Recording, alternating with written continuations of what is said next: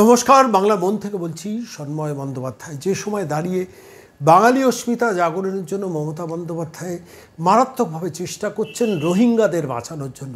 বাংলাদেশ থেকে অগুন্তি রোহিঙ্গা মুসলিম এবং বাংলাদেশি মুসলিম যারা বাংলাদেশের বিভিন্ন পয়েন্টে ঘাঁটি গেড়ে বসে রয়েছেন, তাঁদের বাঁচানোর জন্য মমতা বন্দ্যোপাধ্যায় ডেসপারেট, যার জন্য বাঙালি বাঁচাও বাঙালি বাঁচাও। ওদিকে বাঙালি চাকরিহারাদের বাঁচানোর কোনো তাগিদ নেই, বাঙালি বেকারদের বাঁচানোর কোনো তাগিদ নেই, বাঙালি সাধারণ গরিব মানুষদের কলকারখানা বড় কলকারখানা তৈরির ক্ষেত্রে কোনো রকম মনোনিবেশ নেই। ঠিক সেই সময় দাঁড়িয়ে বাঙালি জাগাও বলে মমতা বন্দ্যোপাধ্যায় যে সময় নেমেছেন, ঠিক সেই সময় সাইলেন্টলি কিন্তু শুভেন্দু অধিকারী নন্দীগ্রামে তৃণমূলের আরও ভাঙন ধরাচ্ছেন। ইতিমধ্যে জানেন পূর্ব মেদিনীপুর জেলা জুড়ে প্রায় 21টা সমবায় নির্বাচন হয়েছে। 21টার মধ্যে 18টা সমবায়তে প্র্যাকটিক্যালি তৃণমূল উড়ে গেছে। মানে নির্বাচনে কোথাও প্রার্থী দিতে পেরেছেন, কোথাও প্রার্থী দিতে পারেননি, বেশিরভাগ ক্ষেত্রে প্রার্থী দিয়ে গোহারান হেরেছেন। 21টার মধ্যে 18টাতে বিজেপি সমবায় অ্যাবসলিউট মেজরিটি পেয়েছে। দেখুন, অপোজিশন যে চেষ্টা করলে পারে, দিস ইজ অ্যান ইনস্ট্যান্স। আমার পূর্ব মেদিনীপুরটা দেখি আর বারবার মনে হয় যে বিধানসভা নির্বাচনের পর যখন লোকসভা নির্বাচন হয়, দুটো লোকসভা সিটই শুভেন্দু ছিনিয়ে আনেন প্র্যাকটিক্যালি তৃণমূলের কাছ থেকে। একটাতে মানে কাঁথিতে, আরেকটিতে তমলুকে, দুটোতেই বিজেপি যেতে তৃণমূল হেরে যায়, গোহারান হারে। ঠিক পাশাপাশি 21টা যে 16টা যে বিধানসভা ছিল, মানে ষোলোটা ওখানকার যে 16টা বিধানসভা সেগমেন্ট আছে, তার মধ্যে 15টাতে বিজেপি এগিয়ে থাকে। ঠিক এই আবহে দাঁড়িয়ে সাম্প্রতিককালে যতগুলো সমবায় নির্বাচন হয়েছে, একমাত্র পূর্ব মেদিনীপুর জেলায় লাগাতার লেগে থেকে কিন্তু 21-এর মধ্যে 18টা সমবায়কে শুভেন্দু ছিনিয়ে এনেছেন। আজকে আপনাদের আমি দেখাবো যেখানে নন্দীগ্রামে কিছু মানুষ, মানে রাজনৈতিক নেতৃত্ব স্তরের কিছু মানুষ যারা বিজেপির বিভিন্ন র্যাঙ্ক হোল্ডার ছিলেন, পোর্টফোলিও হোল্ডার ছিলেন, তারা 2021-এর নির্বাচনের কিছুদিন বাদে বিজেপি ছেড়ে আস্তে আস্তে তৃণমূলে পা বাড়িয়েছিলেন। তৃণমূল তাদের নিয়ে গিয়েছেন, তাদের মান অভিমান ছিল, এবং শেষ পর্যন্ত তারা কিন্তু আবার ঘরে ফিরে এলেন, অর্থাৎ বিজেপিরই লোক বিজেপিতে ফিরে এলেন। সাইলেন্ট অপারেশন কিন্তু নন্দীগ্রামেই শুভেন্দু চালিয়ে দিলেন, এবং শেষ পর্যন্ত যারা বেশিরভাগই যারা তৃণমূলে চলে গিয়েছিলেন, বেশ কিছু একটা বড় সংখ্যক মানুষ মানে অভিমানের নানান ধরনের সাংগঠনিক সমস্যার কারণে তারা প্রত্যেকের মধ্যে অধিকাংশ প্র্যাকটিক্যালি আবার বিজেপিতে ব্যাক করলেন নন্দীগ্রামে। আজকে সেই দৃশ্যটা দেখাবো। আমি বলছি, যদি সিরিয়াসলি পলিটিক্সটা করা যায়, যদি লেগে থেকে পলিটিক্সটা করা যায়, যদি বৈঠক কালচারে বাইরে বিরোধীরা দলটাকে বার করতে পারে, এলসি মিটিং, লোকাল কমিটির মিটিংয়ের বাইরে সিপিএম কিছুতেই আর রাস্তায় বেরোতে পারে না। টুকটাক বেরোয়, কিন্তু যেটুকু বেরোয় তাতে কোনো কাজ হয় না। বিজেপির অধিকাংশ নেতা খালি বৈঠক আর ফেসবুক পোস্টিংয়ে মনোনিবেশ করেন। এখান থেকে বেরোতে হবে। নির্বাচন দুয়ারে, 10 মাস বাদে নির্বাচন, সেই সময় প্রত্যেক দিন, প্রত্যেক ঘন্টা, প্রত্যেক মিনিট রাস্তায় থাকতে হবে। আজকে যখন এই প্রতিবেদন পেশ করছি, তখন বাউরিয়ায় মিছিল করছেন শুভেন্দু অধিকারী। প্রতিদিন লাগাতার দিনে 4টে করে অনুষ্ঠান করেন। গতকাল আমরা দেখলাম যে কীভাবে নন্দীগ্রামে ভাঙন ধরিয়ে সাংগঠনিক স্ট্রাকচারের লোকজনকে আবার নিজের ফর্মে ফিরিয়ে আনলেন শুভেন্দু অধিকারী। মমতা বন্দ্যোপাধ্যায় কি আর নন্দীগ্রামে জানবেন লড়তে? মনে হয় না।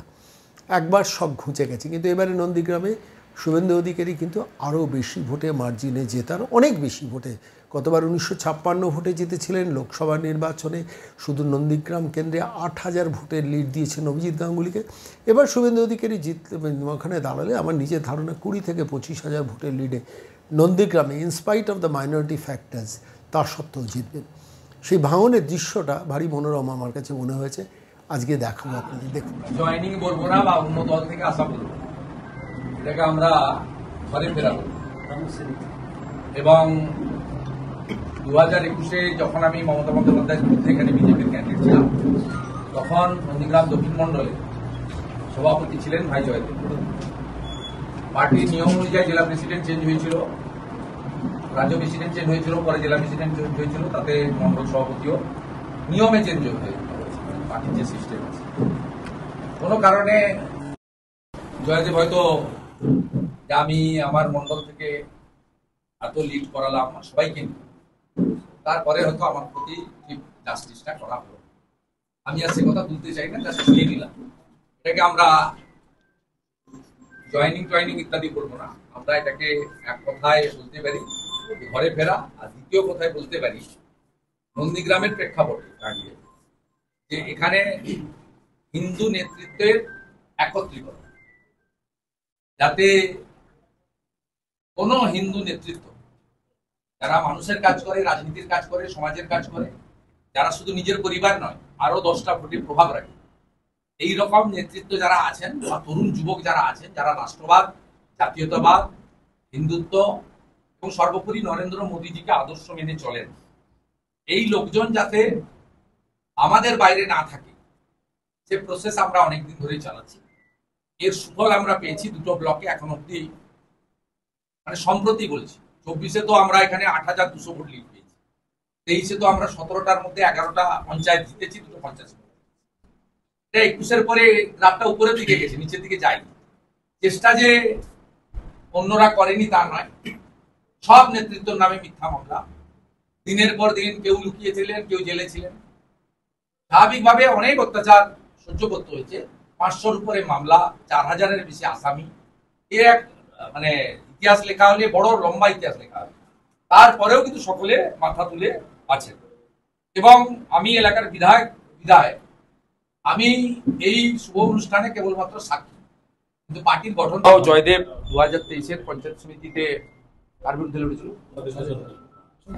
ওখানে তিনি তৃণমূলের সাংগঠনিক শক্তির তুলনায় কিন্তু অনেক বেশি ভোট পেয়েছিলেন।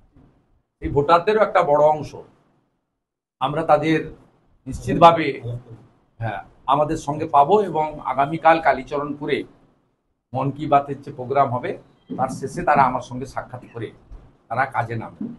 আমি মলয়দা সহ জেলা এবং মন্ডল ব্লক নেতৃত্বকে পতাকাটা ধরাতে বলছি, আর আমি উত্তরই দিই। বন্দে মাতরম, বন্দে মাতরম, বন্দে মাতরম, বন্দে মাতরম। বিজেপি জীবতং, জীবতং, জীবতং। বিজেপি জীবতং, জীবতং, জীবতং। নরেন্দ্র মোদী জিন্দাবাদ, জিন্দাবাদ, জিন্দাবাদ। মোদীজি জিন্দাবাদ, জিন্দাবাদ, জিন্দাবাদ। হিন্দুস্তান জিন্দাবাদ, জিন্দাবাদ, জিন্দাবাদ। হিন্দুস্তান জিন্দাবাদ, জিন্দাবাদ, জিন্দাবাদ। রাষ্ট্রবাদ জিন্দাবাদ, জিন্দাবাদ, জিন্দাবাদ। বন্দে মাতরম, বন্দে মাতরম। বিজেপি জীবতং, জীবতং, জীবতং। বিজেপি জীবতং,